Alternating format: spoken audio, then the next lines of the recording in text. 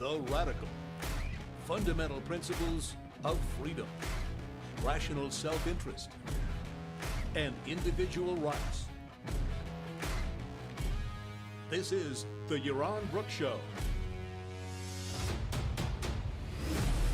All right, everybody, welcome to Yaron Show on this Tuesday afternoon here in Puerto Rico. I hope everybody is having a fantastic time.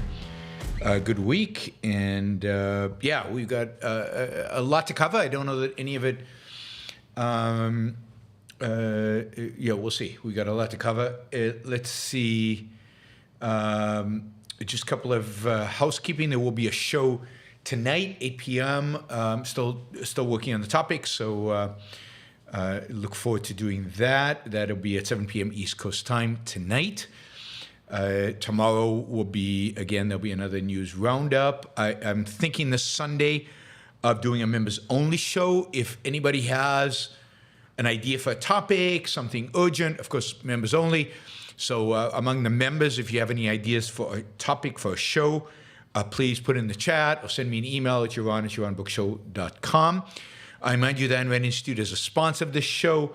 Those of you who might want to delve deeper into Ayn Rand's ideas, and maybe some of you might consider yourself potential future intellectuals who would like to attend the Ayn Rand Center conference, no, not Ayn Rand Center, Ayn Rand Institute conference in Austin, Texas at the end of March, which will be primarily for people who want to dig deeper, who potential AIU students and potential future intellectuals. But I think anybody can come.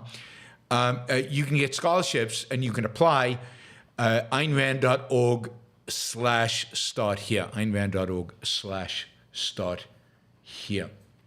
All right, let's just jump in. I'll give you a quick update on what's going on in Gaza. I didn't list it as a topics. Just assume you'll get a quick update every show if there's something to talk about, and there almost always is. In the north of Gaza, the Israeli troops are basically entering the last few neighborhoods that they had not. They've surrounded them, and they are entering. They're encountering some of the fiercest resistance that we've seen since the ground operation started. Hamas is clearly cornered, and the fighters in the north have nowhere to go, so they are fighting back, and so there's fierce fighting, and quite a few Israeli soldiers were killed yesterday, and I fear that many more, several more, have been killed, probably killed today. Given the extent of the fighting, both of these last few neighborhoods are centers of Hamas. They are significant concentrations of Hamas. What would you call it? Headquarters and logistics hubs and so on. And again, a lot of house-to-house, street-to-street fighting. And same is happening in the south. Khan Yunus, we talked about this yesterday, that Israel was launching a ground operation in Khan Yunus. They're in the center of Khan Yunus. Again, a fierce opposition, a fierce fighting. Generally, from what I'm seeing yesterday, but primarily today, probably the fiercest fighting on the ground in the Gaza Strip since the war began. A lot of it is house to house, door to door, alley to alley. It's brutal, and it is again. I think part of it, if I can say part of it, is because Israel is restraining itself from using its air force, restraining itself in terms of bombing from the air, restraining itself in terms of softening the targets, and as a consequence, putting a lot more burden, and part of that burden is risk, a lot more risk on ground troops, Israeli troops that are fighting on the ground. This is, of course, a consequence of primarily of pressure from the Biden administration and pressure from the rest of the world. So I hope all the people putting pressure on Israel rot in hell. They all have the blood of young Israeli soldiers on their hands who are dying for no reason. But, these are the same political entities. These are the same politicians who have the blood of thousands of American soldiers on their hands as a consequence of the rules of engagement that they enforced in Iraq and Afghanistan. So nothing new under the sun here. Now, there's a reason to impeach a president. Israel's moving particularly fast right now. It feels like it's under the clock, again, because of world opposition and world pressure. There is an urgency and a sense that they better get this done quickly because the pressure, global pressure, will only mount on establishing some kind of ceasefire. I think, and again, reading between the lines and from what I can tell online, Israel might have a sense of where the leadership of Hamas is. There is a chance they think they're in Khan Yunis.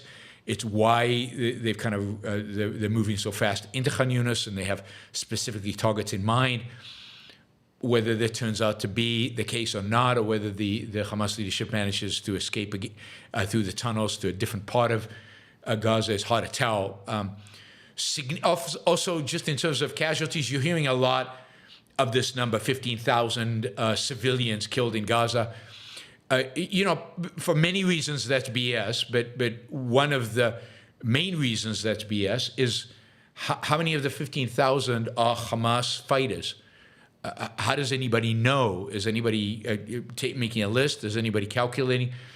Israel is estimating that about a third of those killed, and nobody knows how many killed total are, but about 5,000 Hamas fighters have been killed during this. So the 15,000 civilians that everybody's reporting is just a lie. A third of those, at least a third, I would guess even more than that, are Hamas fighters. If you watch videos of Hamas fighting, you will see that they wear civilian clothes, that they carry their weapons in plastic bags, that they can easily take off their bulletproof whatever, they can dump their weapons and walk into a crowd, and they are suddenly civilians. It takes them 2 seconds to do that. There's literally no difference between a Hamas fighter and a civilian young man. They look the same. So the only way to tell is, I guess, they're carrying a weapon or not, but they can dump those weapons very quickly. So the whole way in which this is being reported, the whole way in which this is, the media is doing this is exactly what we predicted, exactly what everybody predicted, really. It's completely Hamas biased. That's the story. The story is Hamas dead. That's what gets people's emotions riled up. That's what sells you newspapers. Gone are the days where you actually report on the good guys' victories and the good guys' success and the good guys defeating the bad guys in that sense. And finally, I just posted this on Twitter under another one of the ridiculous posts that they post. All of this could be over tomorrow, in an hour, if Hamas simply surrendered, put down its weapons, leadership surrendered, handed over the hostages. Tomorrow, it's over. No more civilians die. But nobody is calling for that. Literally, all of these people complaining about civilian casualties, not one of them is saying, yeah, Hamas should surrender to save its own population, their own people. Not a word. Right? It's infuriating. All right, related. You've probably seen this, but one of the horrors of the response to everything that's happened over since October 7th has been really the silence from what you'd call the global feminist community. The fact that on October 7th, women were raped, humiliated, raped and murdered, raped and taken hostage. They were again mutilated, killed. Not a word about this from the Me Too movement. The Me Too movement to believe that all you have to do is believe a woman. Women don't lie about sexual violence, and yet what you're hearing over and over again is people doubting the stories. people questioning the facts, the reality that's being documented by videos made by the perpetrators. I mean, this is not hard. People are questioning the facts. And then, well, Israel does bad stuff too. I get on Twitter, I get these things, newspaper articles about Israeli soldiers raping maybe a Palestinian or raping another Israeli soldier, or a commander raping one of his underlings. And rape happens. It happens everywhere. The difference is that when that is discovered in the Israeli military, that soldier goes to jail, prosecuted like in any law-respecting country. The difference is not only the fact that here they were ordered to rape and mutilate, but they celebrated it. Their commanders celebrated it with them. Nobody's being put to trial in the Gaza Strip for raping. Not a single person has. No rule of law. I mean, rape, this was rape as a mechanism of terror. Rape as a mechanism of war. I guess the Russians have done that in Ukraine as well. It was somewhat condemned in Russia, in Ukraine. Nothing. Silence. The UN, I think yesterday or the day before yesterday, came out with the women's thing at the UN, the Women's Rights Commission at the UN, came out with a mealy-mouthed, weak response. And the rest of the Me Too, here's Congresswoman Pramila Jayapal, I'm probably mispronouncing her name, but you can join the club. Asked about global silence on Hamas sexual violence against Israeli women, U.S. Congresswoman Jamia Jaywal responded by discussing Israeli actions in Gaza and says that outrage must be balanced. In an appearance on CNN, Jayapal is asked by anchor Dana Bash about the lack of response to the growing evidence of such allegations. The progressive member of Congress says she has condemned what Hamas has done, but I think we have to remember that Israel must comply with international humanitarian law. Morally, we cannot say that one war crime deserves another. Bash pushed back, saying her question was about Hamas rape and sexual assault, and you turned it back on Israel. And the Congresswoman says, I think that rape is horrific. Sexual assault is horrific. I think it happens in war situations, really. However, I think we have to be balanced about bringing in the outrages against Palestinians. 15,000 Palestinians have been killed. I mean, this is beyond disgusting. Anybody supporting Me Too women's organizations would withdraw all of their support immediately. It is horrific and disgusting to compare what Israel is doing in the Gaza Strip as an act of self-defense to the explicit, motivated, celebrated rape, murder, torture, mutilation, burning of civilians by Hamas. For a U.S. Congresswoman to talk like this, for women's rights organization to talk like this. But then again, nobody should be surprised. Because whereas on the Iran Book Show, we have covered the abuses of the Iranian regime of women in Iran for a year now, for over a year, since the demonstrations happened, since these women started to take off their hijab, and several of them have been murdered as a consequence. Have you heard any of the feminists talk about this? Has there been any outcry from the United Nations, condemnations of the Iranian regime for what they're doing to their own women? No. Is the way women are treated in Saudi Arabia condemned? Is the way women are treated in much of the Muslim world condemned? Are honor killings of women in the Muslim world condemned by feminist organizations? No, because they're oppressed. Not the women, no. the Muslim world. And it's multiculturalism. They have their culture, we have ours. Who are we to judge their culture? And when Israel does something, well, Israel's part of the West, so we have to judge them by the standard of our culture. When the Arabs do something, well, we can't judge them by our standard. We have to judge them by their standards. And their standards, raping women, I guess, I wonder how many Arabs would like this, is part of their culture. It is disgusting. It is despicable. The women's organization should be disbanded. I've talked to no end for well over 20 years about the need for the U.S. to stop funding the UN and to leave the UN. Israel should leave the UN.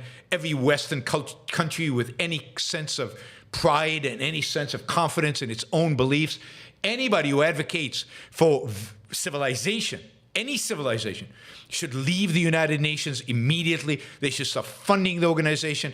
They should move its headquarters to Riyadh or to Tehran or to Caracas.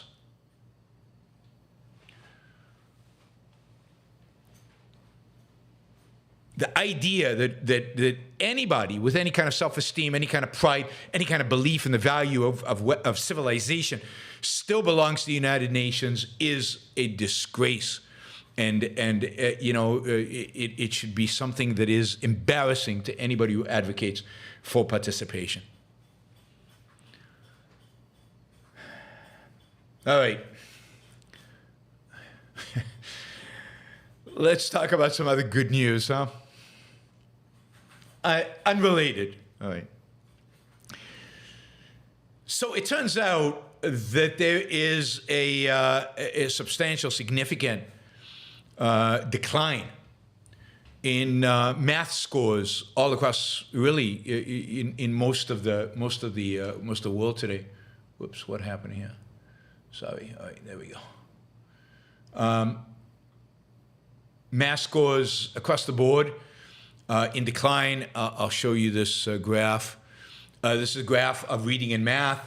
Orange is the United States. That darker color is OECD.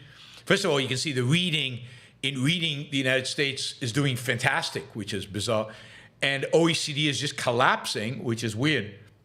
I don't have an explanation, but there is a real, there's something going on there with the OECD clearly and reading scores. Now, the argument is that part of this has to do with COVID and what happened with kids, not going to school during COVID. But that is not enough of an explanation. These downward trends are starting before COVID, and the trend is so down that one has to wonder exactly what is going on here. You can also see on the right-hand scale, math scores in the United States have always been low, but OECD and U.S. scores have collapsed over the last few years, but particularly in the United States. Particularly, I'd say the gap is bigger actually in the OECD in terms of where it started, where it's collapsing to. So seeing real declines. These are similar tests across time in similar countries with similar educational institutions, right? And you're seeing that. These are the exams that you're seeing here were first administered in 2000. These are the PISA edition, I guess, of OECD exams that I guess they also do in in the U.S. Let me just see. It is pretty stunning how these declines are happening. Experts have no real answers yet. Some experts are arguing for.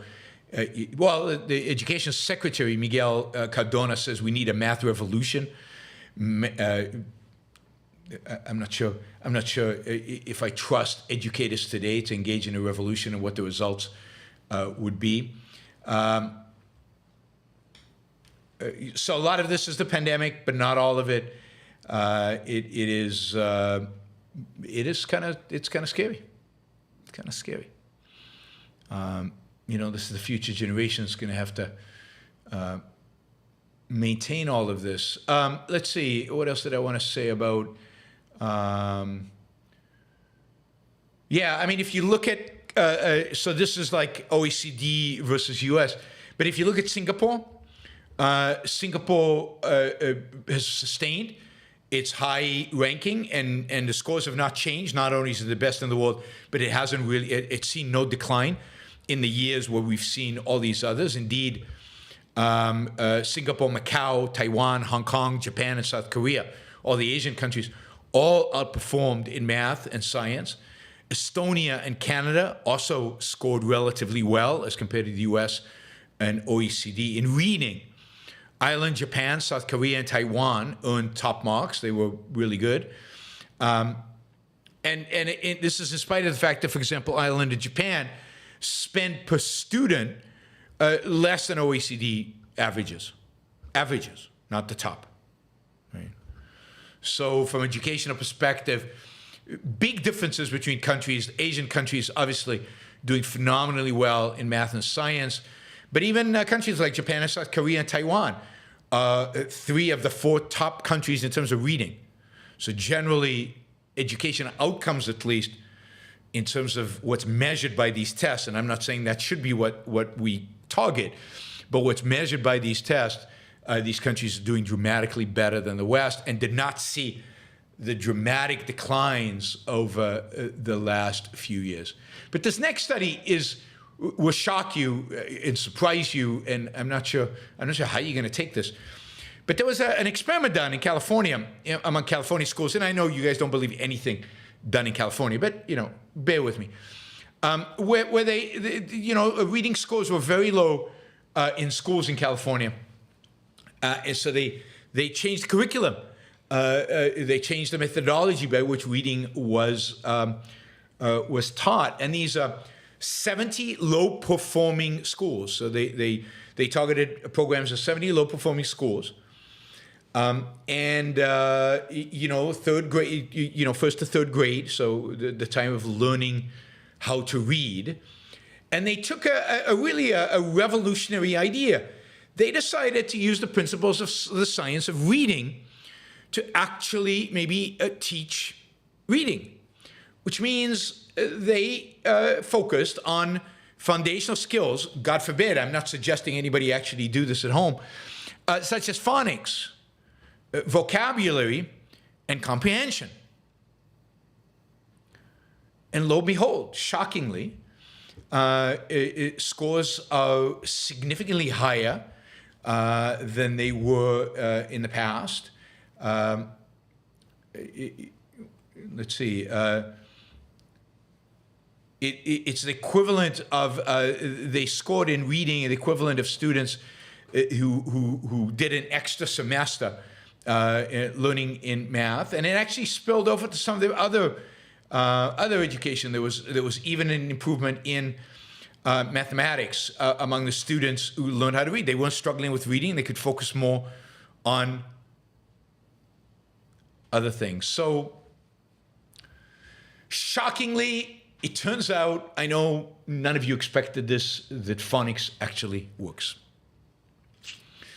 It's one of the great crimes of the 20th and 21st century. In spite of the fact that we've all known this, and because these phonics versus other system studies are being produced, what for now, 40, 50 years. 40, 50 years, we've known phonics is the way to teach people to read, maybe for longer, right? Maybe 60, 70 years, maybe 100 years, maybe forever we've known this. And yet, it's not being universally implemented. Instead, they keep experimenting with new forms of non-phonics, with new forms of not teaching kids to read. And by all measures, kids don't know how to read, and reading scores are low, and nobody cares. Nobody seems to want to do anything about it. Nobody fixes it. Nothing. Zero. Really one of the great horrors of the last 100 years. All right, oil. Surprise, surprise. The United States today, which should be surprising, but is actually a reality. The United States today is producing more oil than ever in its entire history. we're pumping out in spite of the Biden administration, in spite of the fact that we reached peak oil, I don't know, 20 years ago, 10 years ago, 5 years ago, tomorrow. The United States is pumping out more barrels of oil today than ever before. This is to a large extent due to the fracking revolution and the discovery of more and more and more places you can frack for oil. You can see the decline that happened really because of COVID. And then I think the hesitancy of ramping up production because of the Biden administration. But then more recently, a significant increase in oil production has been seen. So in spite of the fact that OPEC and Putin have been trying to raise oil prices, have been trying to restrict supply in the marketplace, the United States has enormous capacity and is producing oil at record levels. And as a consequence of that, oil prices are relatively low, certainly lower than what Jordan Peterson was predicting a year ago. I mean, do you remember the video I did with Jordan Peterson in his prophet mode, telling us all that oil was heading to $300 a barrel? $300 a barrel. It is under $75 a barrel, which is pretty reasonable. A lot of less panicky experts than Jordan Peterson were expecting oil to hit $100 a barrel and to stay around $100 a barrel. Yet at 75, and you could credit the $75 a barrel primarily to the shale oil revolution in the United States and to the fact that the U.S. is producing record numbers of oil. Apollos says, what would JP know about oil? JP knows about all things, and he at least on the Russia thing, it seems like he got some of his talking points directly from Putin. Anyway, oil prices stable under 75. So far, so good. We'll see what happens. We'll see what happens with energy prices in Europe this year. We'll see what price happens. How many people freeze to death in Europe because they're not getting natural gas from Russia, like all the experts predicted they would. We need to do a show about experts and their catastrophizing. It turns out that the global economy is far more flexible than anybody expected. The U.S.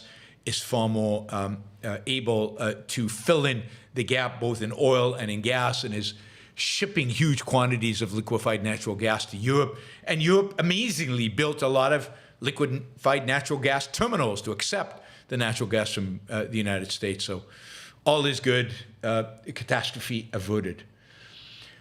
All right, we're going to do these quickly. China debt. I've been talking about this for a long time now. The implosion of the Chinese economy, the real struggles the Chinese economies have in the real estate sector, in the finance sector. I really don't think this is over. I think this is just kind of a rolling crisis. This is not like the U.S. Kind of financial crisis, which hit a sector, primarily certain banks, particularly types of banks, mortgage banks, and particular forms of investments, mortgage-backed securities.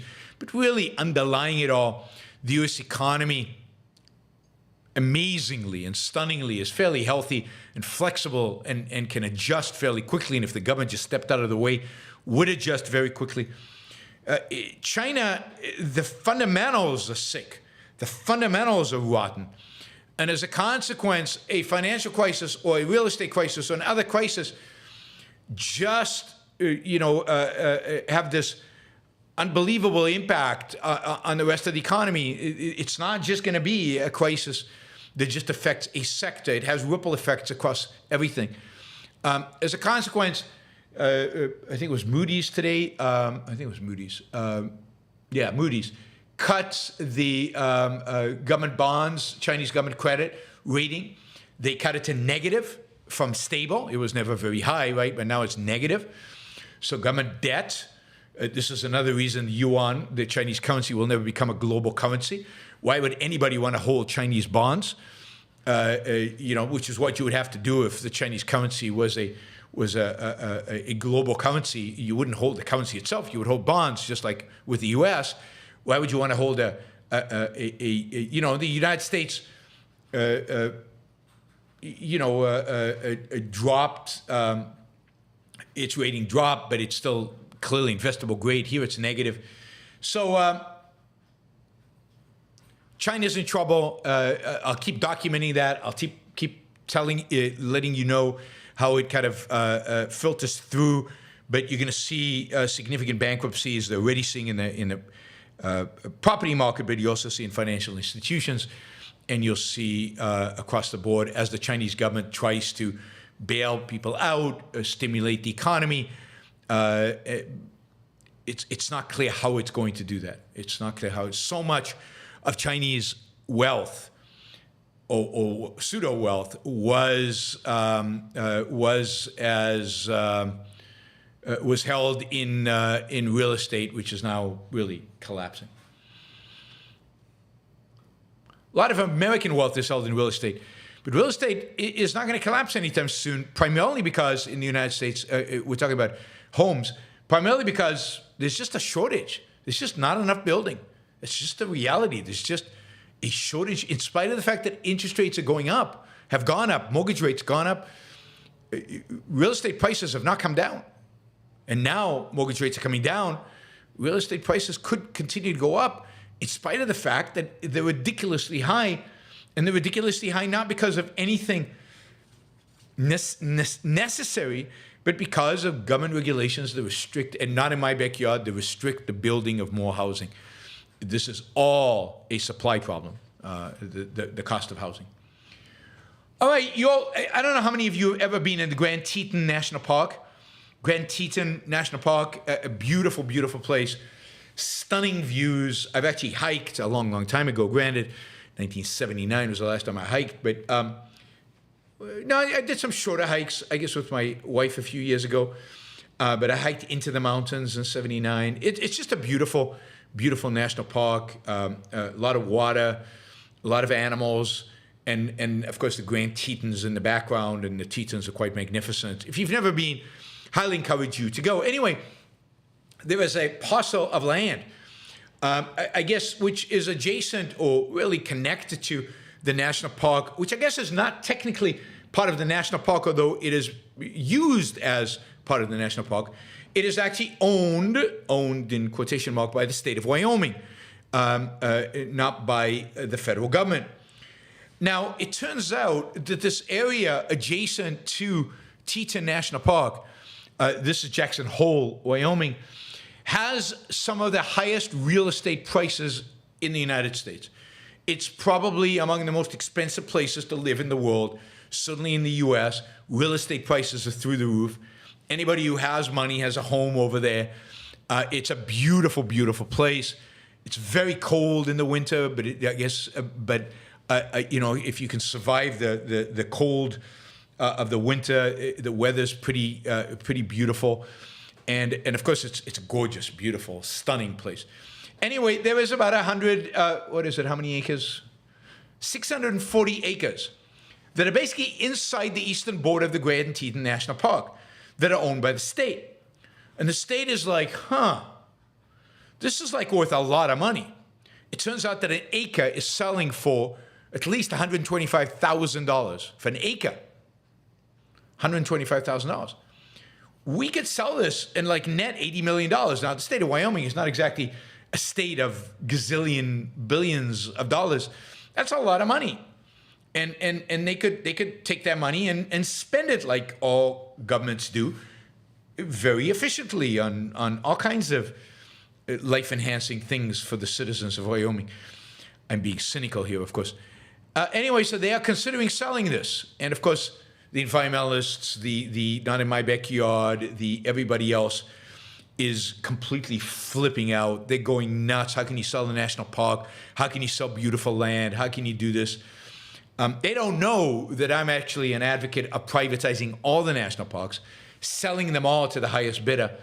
I don't believe the government should own any land. I don't think it should own land that's beautiful, land that's ugly, land that's in the middle.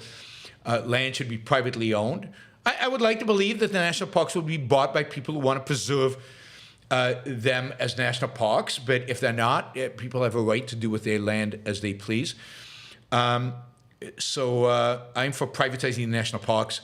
This is one step towards that. I'm a huge advocate of the state of Wyoming selling this 640 acres. I'd actually like them to basically give it away and do a homesteading thing. You use it, it's yours. I'm kidding, but yeah, they should definitely sell it. Let it go to the people who are going to use it for the most productive purposes.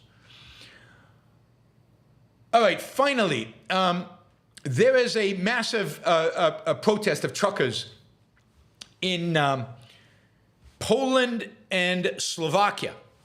And basically what the truckers are doing is they are blocking the border crossings between Poland, Slovakia, and Ukraine. So they are blocking trucks coming in and out of Ukraine. So the pictures of this, dozens of trucks just lining the border areas and blocking the intersections. And the cause of this is unsurprising. Last June, as part of the efforts to help the Ukrainian economy, the EU decided that the Ukrainian truckers. So let me give you some background. In order to drive a truck in the EU countries, between EU countries, you have to be certified. You have to have a license from the EU, or you have to be licensed by EU country. And out of EU truckers have to get a whole special certification, special license, and it costs a bunch of money. Anyway, in order to help the Ukrainian economy, basically the European Union said, okay, Ukrainian truckers, you can move stuff in and out of Ukraine to Poland, Slovakia, anybody who has a border with Ukraine, without actually getting this special EU license. So basically, they deregulated. They got rid of regulation. And suddenly, what the Polish and Slovakian and other truckers in Europe discovered, and it turns out Poland dominates trucking in Europe. Go figure. But they have the biggest trucking companies. Was suddenly they got competition from Ukrainian drivers. And Ukrainian drivers probably, they're being accused of getting a little creative and maybe not only moving goods from Ukraine to Poland and Poland to Ukraine, but also once they get to Poland, maybe pick up some goods and taking them to Germany and then competing with the Polish drivers. And the Polish drivers are like, we don't want competition. This is not fair. We didn't buy competition. What's this competition thing? We're against competition. We love free markets as long as, so cronyism. So the Polish truckers and the Slovakian truckers want Ukrainian truckers to have to buy that license. In other words, they want to reduce their competitors. They want to keep them in check. They don't want to face the competition from Ukrainian drivers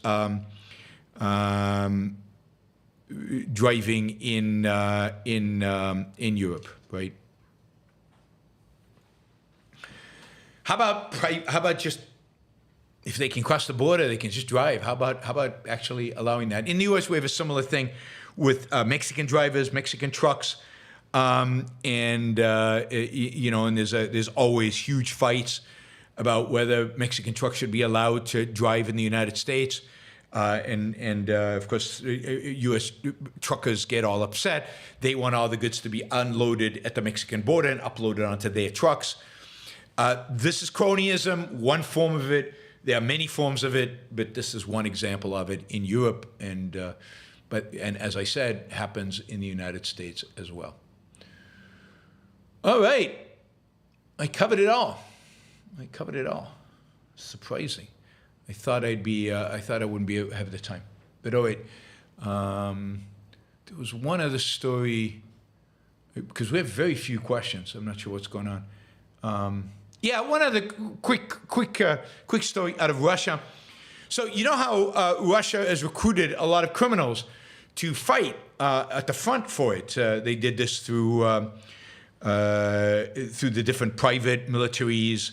But Russia's basically cut a deal with the prison system where if the prisoners, with the justice system, the prisoners will come and fight on the front for 6 months, they'll be released. And they've got tens of thousands of these criminals going to fight at the Russian front. Now, many of them, by some estimates maybe as high as 20,000 of them, have been killed at the front. But there are now 30,000 criminals, many of them really, really violent criminals, that have now been released into Russian society, having served their duty at the front, and are now back engaged in crime inside Russia. There was just a horrific murder in some small village in Russia where 6 people were dead, and one of the suspects is a known serial criminal who's been in jail most of his life, but was released because he served in the military. He served in the military. So one of the consequences in Russia of this war is and will be a spike in crime in Russia. There you go. One of those kind of unexpected, should have been expected probably if you thought about it, but unexpected by people who don't think, consequences of a war in which Putin does not want to mobilize his entire population, and therefore is constantly looking for shortcuts to get people to come and serve. You remember that they were trying to recruit in Cuba, and the Cuba kicked them out because they were trying to recruit Cubans to come and serve in the Russian army, and they were giving them thousands of dollars to come and fight. And it turns out that they were also doing that in Nepal, and the Nepalese government has just protested and kicking out Russian recruiters, trying to recruit Nepalese to come and fight in the Russian military against Ukraine. I mean, the Russians are desperate for cannon fodder. They're desperate for numbers because they don't want to piss off the Russian population by actually doing a call-up of Russians. So they're trying to find anybody and everybody they can from anywhere. All right, let's see. What else are we doing? All right. I just want to remind you that on Thursday, I'll be doing a show in Hebrew. On Thursday. That'll be at 11 a.m., I think, East Coast time.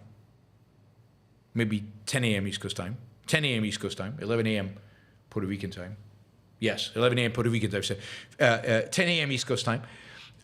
It'll be in Hebrew, a show, an hour and a half with Boaz, and we'll be doing that pretty much every 2 weeks. We'll do a show like that every 2 weeks in Hebrew. So building up my audience in Israel and my Hebrew-speaking audience. So, and if you'd like to support that, then please send me a PayPal, or if you'd like to support the show in Hebrew, send me a PayPal, or show up for the show and do a super chat. Do a super chat. All right. You can also do an applause after the fact if you watch it after the fact. All right. Also on Thursday, but in the evening. So I will have 3 shows on Thursday. God. I will be doing the Hebrew show. I'll be doing a news roundup, and I will be doing an interview with Don Watkins about effective egoism, which is his new book. So it's available on Amazon already, although not in Kindle, a paperback.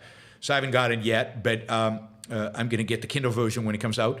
So please go over to Amazon and buy a copy of Effective Egoism so you can read it quickly. Well, you won't be able to before the talk. Anyway, show up to the interview, and Don is going to be fantastic, and we're going to have a great time.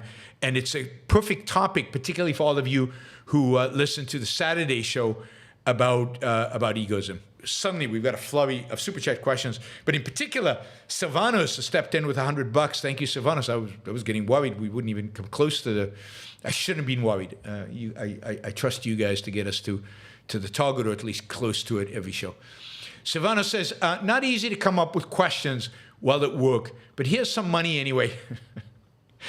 That's amazing. Thank you, Silvanos. Some money anyway. Keep it up. Thanks for the news. Thank you, Silvanos, and I hope listening to your Run Book Show at work is not a problem, and you can still stay productive.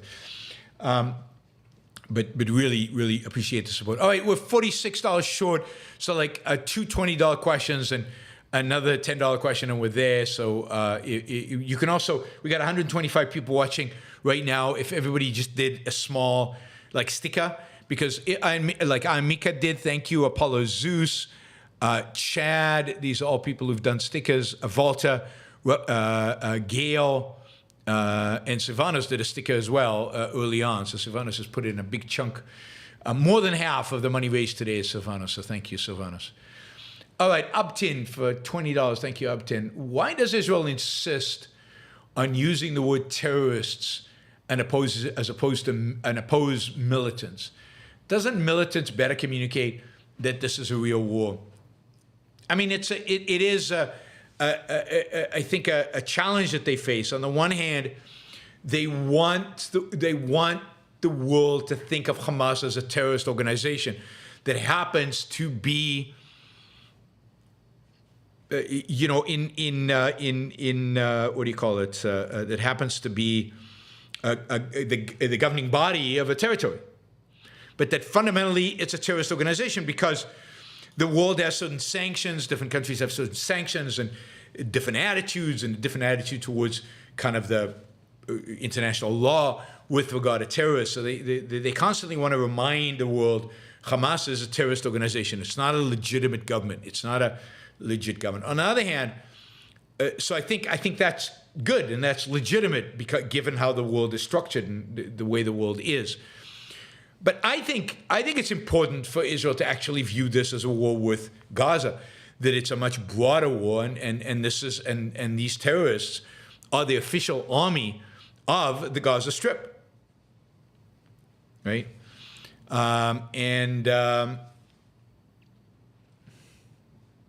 So I think that I think it's Israel's trying to soften the world's response by pleading that this is these are terrorists we're dealing with, and therefore we can be really, really tough. Is that the right strategy? It's a PR question, not a reality question. But Israel does whatever it can to appease. Seeger, I think this is Seeger's first super chat question, so thank you, Seeger. Really appreciate the support. I can't pronounce this guy's name. Saifedean Ammous, who's an economist and a big Bitcoiner, but also a real hater of Israel, released YouTube interview with Jeremy Hammond on Israel-Palestinian history. You will disagree with much. Might you do a show on it? I mean, you say I disagree with much as if this is some kind of subjective competition. They are wrong. They make it up. They lie about the history of Israel and of the Palestinian conflict. They choose their facts selectively. They're basically lying, and they're making stuff up. So you can see this partially by the vitriol and the hatred that Ammous, or however you pronounce his name, expresses towards Israel. And has towards me. But so, look, I could do that, but the problem would be that every statement they would make, I could spend a half an hour debunking it, right? Showing you that it's wrong. But they probably discussed for an hour. I mean, there's no way I could get through the whole thing. And there's no way I could respond, have enough time to respond. But I have responded. I mean, I have done dozens of hours over the last 20 years of history, and Ilan Juno has done, but I have done dozens of hours of history about the Middle East, about the Israeli-Palestinian conflict, about the players, about the history, about what happened, what didn't happen, about the moral standing of each side. I've said everything there is that I can think of saying. I mean, just the other day, Alex Epstein asked me a bunch of questions about this that I put. I will not debate Finkelstein. I mean, Finkelstein is an evil SOB. Why would I debate Finkelstein? I mean, I'd rather debate Ammous. I mean, I'm not going to debate him, but he's much better than Finkelstein. Finkelstein's like the worst of the worst. Why would you want me to debate Finkelstein? What benefit is it to the world for me to debate Finkelstein? How in sound bites am I going to convince anything that this guy is wrong? If you're really interested in the topic, listen to Finkelstein, listen to me, read up a little bit of history, and make up your mind. Now, I would get a lot of views if I debated Finkelstein, so maybe I should do it for that, right? I would get a lot of views if I did a video analyzing Ammous and Hammond's discussion. I would debate David Deutsch. I don't know that David wants to debate. I don't know why he would want to debate, but and I'm not sure I'm the right person to debate David Deutsch. David is an expert in the field we would be debating in a way that I'm not an expert in that field. Like, I don't think David would want to debate me on economics or maybe even on ethics. I don't know.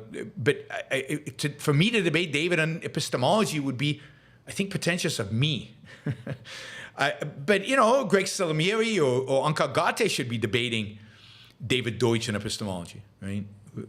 I think. But Wanda Freeman, arrange a debate. I mean, get David to, I'll come to Oxford. We can do it in Oxford. Maybe there's even a venue David can maybe there's some, I've said this to the Oxford Papa Society. Let's do an event with me and David. Maybe it doesn't have to be debate. Maybe it can be a discussion. But I'm happy to do that. But it doesn't seem like there's real interest on the other side. So I don't know if David's interested or not, but I don't know the Papa Society's interested or not. But I would love to come to Oxford to do that.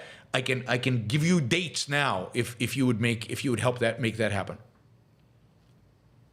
Right. Ayn Rand UK at some point. Why not have him host me at Oxford for a discussion? That would be, and we can videotape that. That would be so much better than Ayn Rand UK.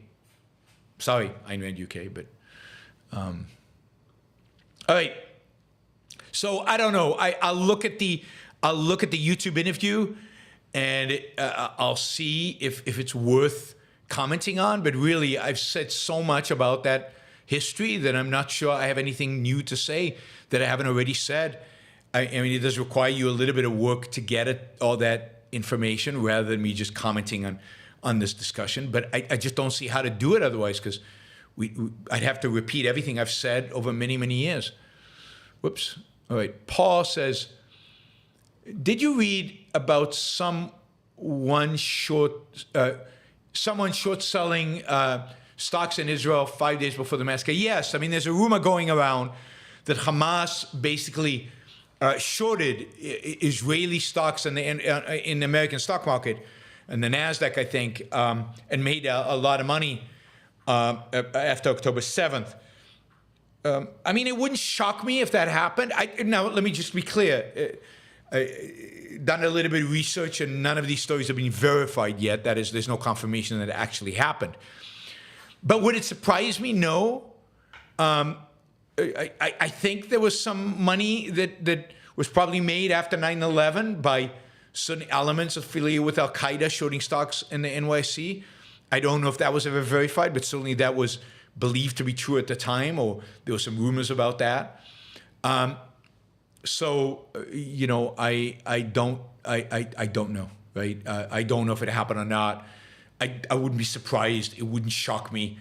I mean, why would it shock you or surprise you or do anything else, right? It par for the course for murderous, homicidal criminals, right?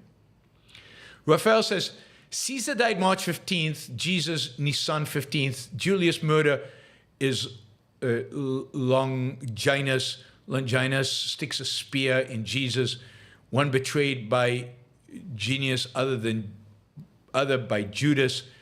Both are sons of God. Is Julius and Jesus the same? I don't know. I doubt it. I doubt it, but I don't know. I do not know that history well.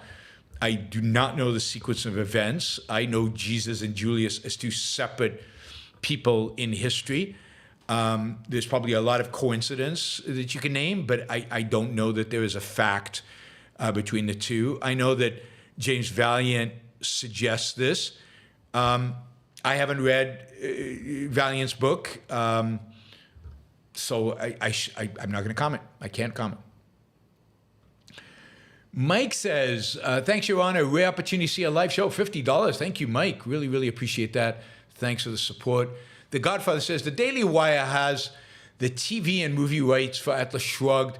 Are you or anyone familiar in talks with them? Despite your reservations of Daily Wire, do you think they will do Rand justice? I have been in talks, but it's been a long time, so I don't know what's happened. I don't know what Daily Wire's plans are to do. They have the TV rights, the serial rights. I don't think they have the movie rights. But anyway, they have rights. They plan to do a series. I don't know where that stands. I talked to them, I don't know, 7, 8 months ago. And I talked to the writer that they had chosen, and he seemed pretty serious and enthused and engaged. And I think we engaged a couple of emails, and then he kind of dropped off the face of us and he disappeared. So I don't know what's going on. I will try to find out. I think their option expires soon. So it'll be a question of do they renew the option or not? Can they do justice to Rand? I mean, generally my answer is probably not, but that's because I don't think anybody can do justice on Rand. That is, no TV series or movie, I think, made today can live up to the aesthetic qualities of the book. Because I just don't think that level of artists out there. They're just, I mean, they're good artists with simple material. But the kind of material Atlas Shrugged is, the complexity, the symbolism, and the depth, how to communicate that visually in a way that would do justice, no. The fear is not that it doesn't do justice, it can't. The fear is that it will do harm. It will be like the first movies are just disgusting and horrible and stupid. So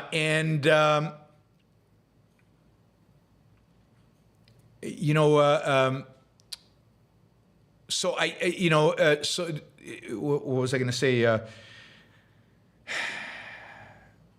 So I think the Daily Wire can do a decent job. The question there is, can they leave religion out of it? Can they have enough of understanding of Rand's philosophy to present it in a way that's consistent with the philosophy and not undermining it? I think the answers are they can. Will they is a different question. I don't know. I just don't know. And again, I haven't been in touch with them in a while, and I don't know what the status of the project is. But I will try to establish contact and see if there is any connection. I mean, the writer listens to the Iran Book Show sometimes, so he might be listening to the show and might hear me say and might contact me. But maybe I just need to reach out, and I will. I know they were in touch with Leonard. They were in touch with some other people. So they were in touch, but I haven't heard anything in months, literally months and months. So I really don't know what's going on. And Mirkat says something in Italian that I cannot read or understand. But I think he suggests flattening Gaza, ending Gaza.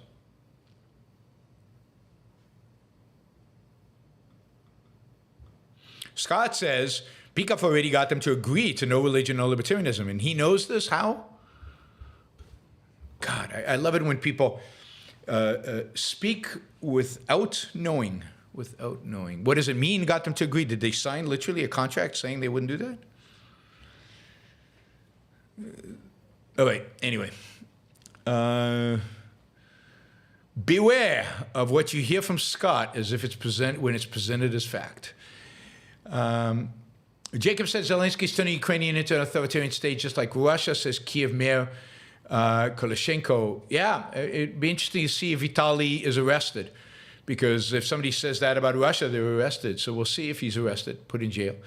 And Zelensky is more authoritarian than he should be at this point in time.